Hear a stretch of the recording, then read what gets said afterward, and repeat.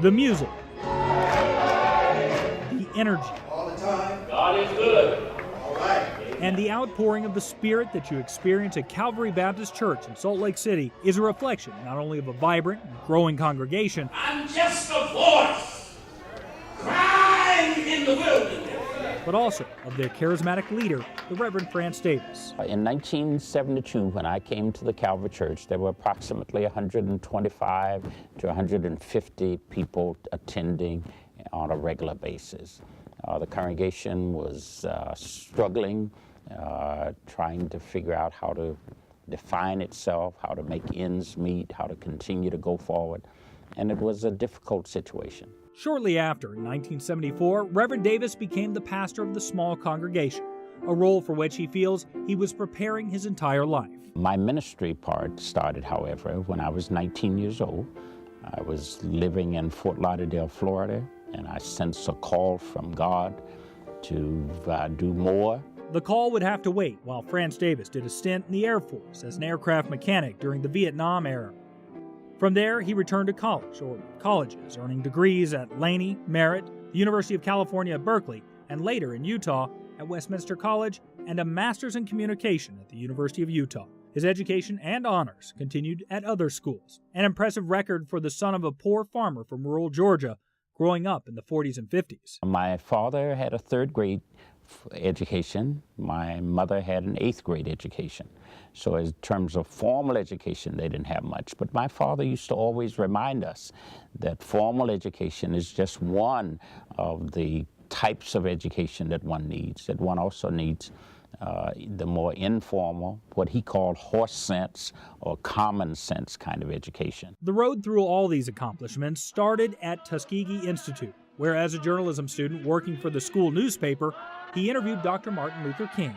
I actually marched with Dr. Martin Luther King in 1965 from the march from Selma to Montgomery. The experience of walking and talking and interacting with Dr. King and the civil rights workers, I believe, has been the primary tool towards shaping what my ministry has been here in Utah. The need for social change became clearer to Davis in 1972, when he was recruited by the University of Utah to teach as a graduate student in the School of Communication.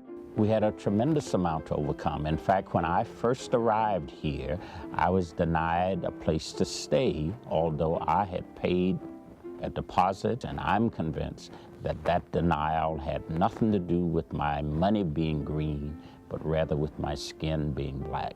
I grew up in Georgia and then came here from Berkeley, 2 hotbeds of change, and arrived in Utah, and my estimate was that Utah was at least 10 years behind the rest of the world in terms of the needs for changes, in terms of the conditions under which people were living. Forever in the memory of this community. In the early days of his ministry, Davis worked hard to push through a fair housing bill. His church even helped to build housing that more people could afford and continues to develop housing for the poor and elderly. He traveled the state personally, teaching and debating lawmakers until he convinced them to honor Martin Luther King with a holiday. Pastor Davis has always been there, and I think somebody, no matter where you stand on any issues, you get to know Pastor Davis and you feel tremendous regard for the person. And I think then that has a real ripple effect for the larger part of our community. In order to be successful in a community like this, one has to build relationships outside of one's own group.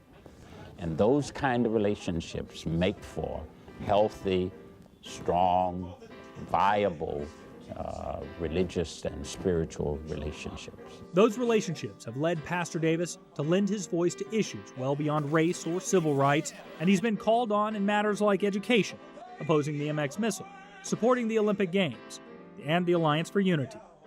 He sits on so many boards and committees that it's hard to list them all. He continues to teach communications at the U, and all the while devotes himself to his Calvary congregation. We are not worried about the future. We are excited about the future. The future is bright. Babies are being born, lives are being changed, and people are affiliating where they find relevant meaningful spiritual experiences in their local churches. For his contribution to all our lives, the Reverend France Davis is a pioneer of progress, and he'll continue leading the way for years to come. So I came and found a lot of work that needed to be done and have stayed out of a personal commitment to try to see some of that work done.